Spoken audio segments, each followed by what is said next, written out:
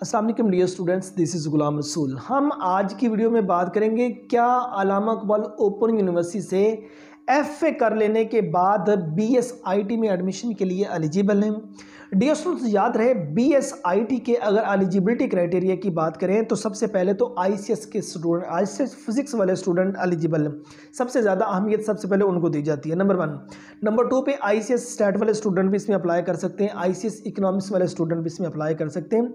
Means ICS वाले जो students होते हैं इन्होंने मैथ्स का सब्जेक्ट 200 नंबर का ज़रूर पढ़ा होता है। और फोर्थ नंबर पे बीएसआईटी में एडमिशन के लिए आप एफएससी प्री इंजीनियरिंग के बाद अप्लाई कर सकते हैं। अब बाज़ यूनिवर्सिटी जो एफएससी प्री मेडिकल है उसके बाद भी वो एडमिशन बीएसआईटी में दे रही है। और उसके बाद डियर स्टूडेंट्स, अगर आपने एफए में 200 नंबर का मैथ्स का सब्जेक्ट पढ़ा हुआ है तो आप बीएसआईटी में एडमिशन के लिए एलिजिबल हैं।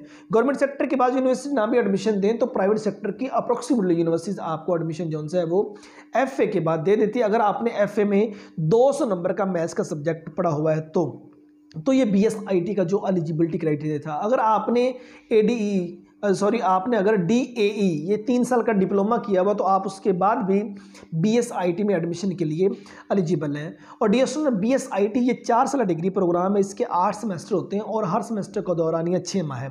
गवर्नमेंट सेक्टर की यूनिवर्सिटी में इसका मेरिट 70% से लेके 80-90% प्लस पे रहता है और प्राइवेट सेक्टर में एडमिशन के लिए आपके 50% तक नंबर होने ज़रूरी हैं। गवर्नमेंट